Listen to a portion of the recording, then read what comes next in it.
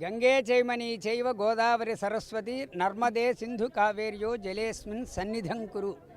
అన్ని జలములు కూడాను గంగ దీంతోనే పంచగంగలుగా చెప్పబడ్డాయి. కృష్ణ, గోదావరి, యమున ఇవన్నీ కూడాను గంగలే. ఇటువంటి యొక్క పంచగంగలన్నీ కూడాను ఉన్నటువంటిది కృష్ణా నదీ తీరము. మరి అందున ఇది పవిత్ర సంగమంగా చెప్పబడ్డది.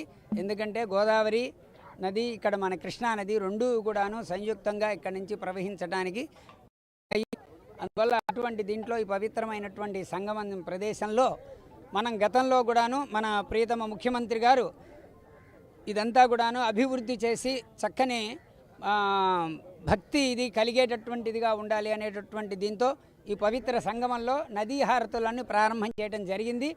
మరి 2015లో ప్రారంభం చేసినటువంటి హారతులు 2019 వరకు కూడాను చక్కగా జరిగినాయి. తర్వాత కాలాంతరంలో మార్పిడి చేర్పులు జరిగినాయి.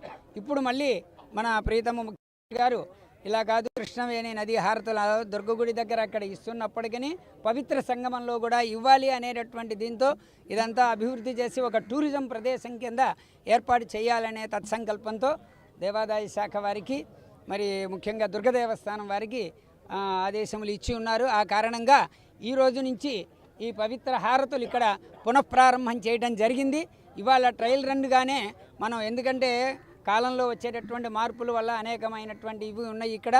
అందువల్ల వాటికి ఎట్లా ఉంటుంది వాతావరణం ఇదంతా చూసుకు వేసి నిత్యము కూడా ఇక్కడి నుంచి కూడాను ఇక్కడ హారతులు ఇవ్వాలని చెప్పని ఏర్పాట్లు చేయడం జరుగుతున్నది.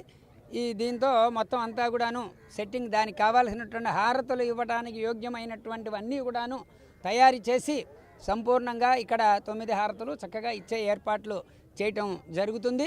మరి మా చైర్మన్ గారు, మా ఈఓ గారు, మా కమిషనర్ గారు, ముఖ్యంగా మా దేవాదాయ శాఖ మంత్రి గారు వీళ్ళందరి యొక్క ఆదేశాల మేరకు ఇవాళ రోజున పంచమి, ఇవాళ చక్కగా శుక్రవారము అమ్మవారికి ప్రీతిపాత్రమైనటువంటిది భృగు పంచమి రోజు. అందుకని ఈ రోజున మనం ఈ హారతులు ట్రయల్ రన్గా మళ్ళీ పునః ప్రారంభం చేశాము. ఇది నిరంతరం ఇట్లాగే చక్కగా జరిగి రాష్ట్ర ప్రభుత్వాలు ఇవన్నీ కూడాను అమ్మవారి యొక్క అనుగ్రహంతో, ఈ కృష్ణవేణి నదీమాత అనుగ్రహంతో రాష్ట్రంలో పాడి పంటలు సస్యశ్యామలంగా పండి చక్కని ధనధాన్య సమృద్ధితో ఉండాలని కోరుకుంటూ, పాలకులు అందరూ కూడా చక్కని పరిపాలనకి ఆ పరమేశ్వరి అనుగ్రహం కలగాలని కోరుతూ అమ్మవారికి దివ్య శుభాశీస్సులతో 50 మంది భక్త మహాశైలు అందరికీ కూడాను ఈ హారతులకి స్వాగతం పలకడం జరుగుతున్నది. జై దుర్గా భవాని.